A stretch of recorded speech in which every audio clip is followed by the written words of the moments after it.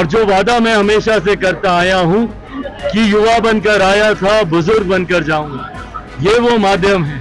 मेरे परिवार, मेरी बहन से बेहतर और कोई नहीं हो सकता। मैं एक और बड़ी जिम्मेदारी निभाने जा रहा हूं हाजीपुर, मेरे पिता की कर्म भूमि, उनके अधूरे कार्यों को पूरा करने जा रहा हूं। मेरी कर्म भूमि और मेरे अधूरे कार्य को पूरा करने के लिए मेरी बहन और जीजा से बेहतर कौन। जमुई के प्रति अपनी जिम्मेदारियों से मुंह नहीं मोड़ रहा हूं, ये भी वैसे ही बरकरार रहेंगी जैसे पिछले 10 साल थी। इस बार ये जितने मतों से जीतेंगे संभवतः किसी नाम पर हो सकता है, पर अगले 5 साल में इनका समर्पण, इनका कार्य इनको यहाँ पर बनाए रखेगा। नहीं तो बड़े बड़े उदाहरण रहे, बड़े बड़े नेताओं के बच्चे दिखते भी नहीं। नमस्कार, लाइव सिटीज देख रहे हैं आप और मैं आपके साथ राजेश।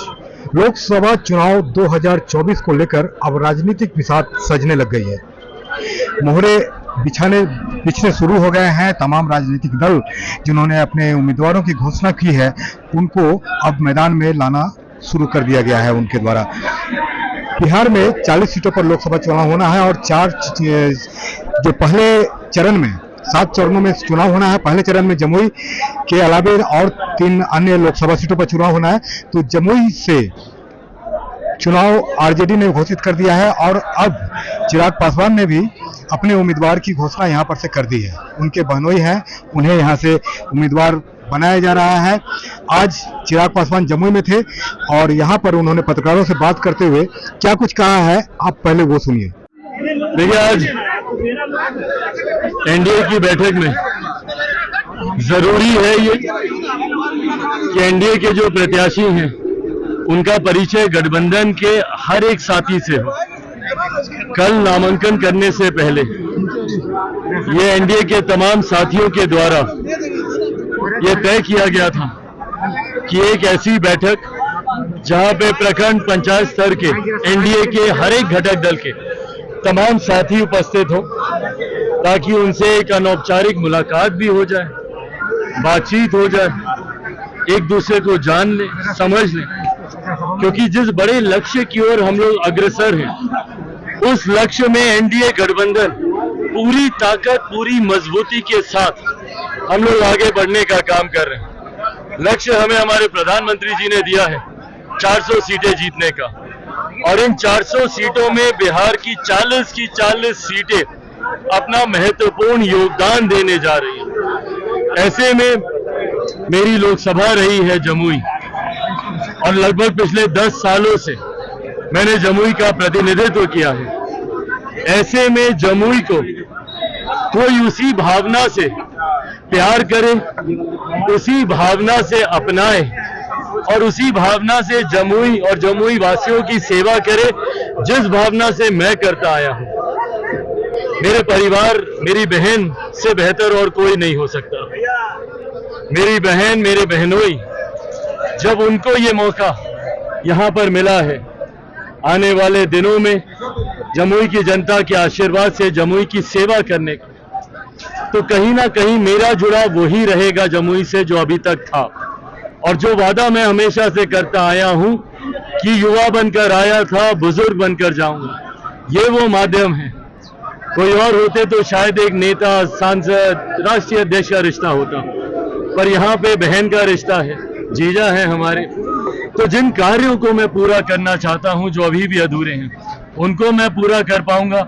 मैं एक और बड़ी जिम्मेदारी निभाने जा रहा हूं हाजीपुर, मेरे पिता की कर्म भूमि, उनके अधूरे कार्यों को पूरा करने जा रहा हूं। बट ऐसे में मेरी कर्म भूमि और मेरे अधूरे कार्य को पूरा करने के लिए मेरी बहन और जीजा से बेहतर कौन। 2014 फिर 2019, जब 2024 में हैट्रिक लगाने के बाद यह तो चिराग पासवान जमुई से जा रहे हैं, ऐसी क्या नौबत आ गई चिराग? देखिए, सारी राजनीतिक परिस्थिति भाई आप सबके सामने है। मैं बहुत स्तर पर लड़ाई लड़ रहा हूं। मेरी राजनीतिक लड़ाई एक तरफ, घर परिवार पार्टी को लेकर मेरी लड़ाई पिछले 2-2.5 सालों से आप सबके सामने है। मेरी जिंदगी सही मायनों में एक ऐसी खुली किताब है जिसका हर एक पन्ना मुझसे बेहतर बाकी सब ने पढ़ा है। कब मेरे साथ धोखा हुआ, कब मेरे साथ षड्यंत्र हुआ, कब परिवार में टूट, कब पार्टी में टूट, और उसके बाद का मेरा संघर्ष कुछ भी आप लोगों से नहीं छुपा। ऐसे में आज जब हाजीपुर जा रहा हूं, उस लड़ाई के तहत एक और जीत को हासिल करने और सही मायनों में मुझे नहीं पता था कि मेरे पिता के जाने के बाद मुझे उनके नाम के लिए भी लड़ना पड़ेगा। मुझे नहीं पता था कि मेरे पिता के जाने के बाद उनके नाम को अपने नाम के साथ जोड़ने के लिए भी मुझे संघर्ष करना पड़ेगा। पर आज जब पार्टी को कहीं ना कहीं इस पड़ाव पर सफलता हासिल हुई है, उसको और मजबूत करने के लिए बड़ी जिम्मेदारी निभाने वहां जा रहा हूं। पर हाँ, जमुई के प्रति अपनी जिम्मेदारियों से मुंह नहीं मोड़ रहा हूं।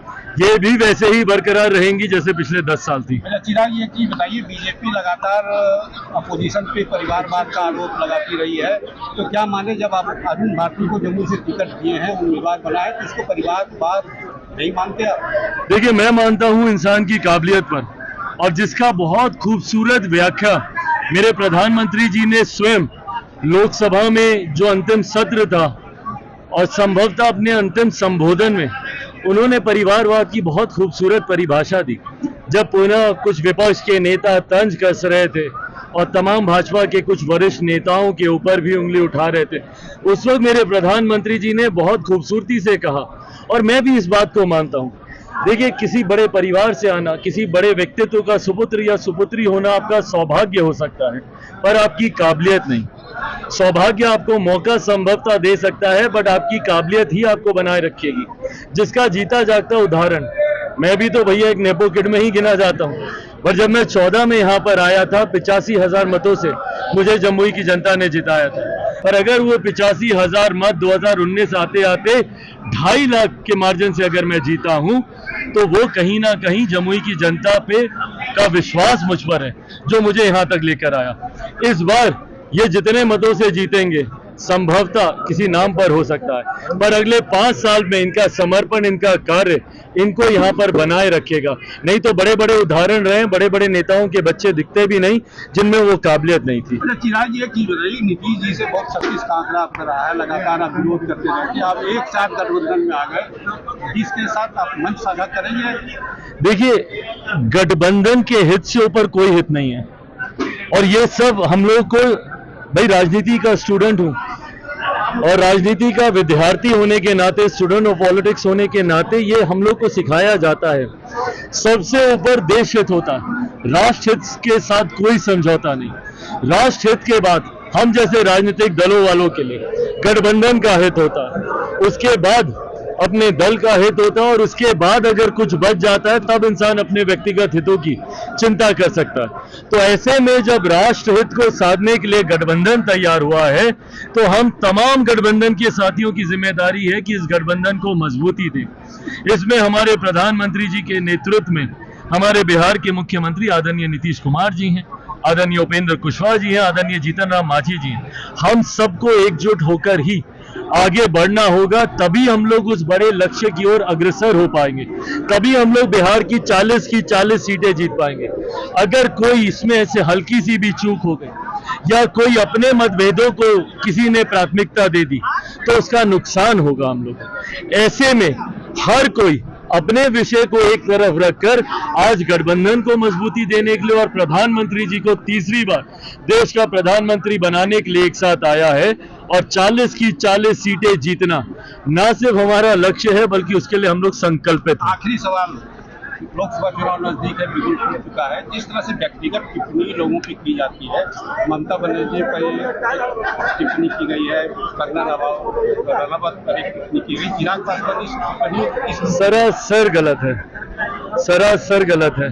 राजनीति में भाषा की मर्यादा का मैं पक्षधर हमेशा से रहा हूं, और जिस तरीके से कंगना मेरी साथी भी रही है, मेरी सहयोगी भी रही है, मेरे फिल्म में उन्होंने मेरे साथ कार्य भी किया है, जिस तरीके से उनके ऊपर, और मैं उनके व्यक्तित्व को जानता हूं, जितनी मजबूत शख्सियत है वो, और अपनी बातों को बिना डरे जिस मजबूती से वो रखने का काम करती हैं, ऐसे में उनके ऊपर इस तरीके से अभद्र, अशोभनीय, निंदनीय, जिसको आप रिपीट भी नहीं कर सकते, ऐसी टिप्पणी करना कहीं से स्वीकार्य नहीं है। और ना सिर्फ उन्हीं पर, बल्कि किसी पर भी।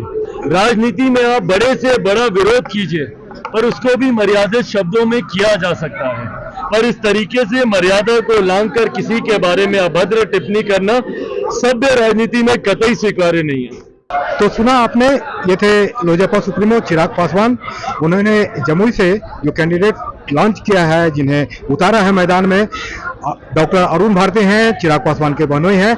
क्या कुछ उन्होंने कहा, उन्होंने अपने जो पत्रकारों से बात करते हुए उन्होंने बात कही है, उसमें थोड़ा सॉफ्ट कॉर्नर दिखा है नीतीश कुमार को लेकर के भी, और कंगना रनौत के बारे में भी उन्होंने बातें कही है। तो बने रहिए हमारे साथ, देखते रहिए लाइव सिटीज। अभी अब तक आपने चैनल को सब्सक्राइब नहीं किया तो सब्सक्राइब कर लें। फेसबुक पर अगर आप वीडियो को देख रहे हैं तो पेज को जरूर लाइक कर दें, और ट्विटर पर भी हमें फॉलो करना मत भूलिएगा। धन्यवाद।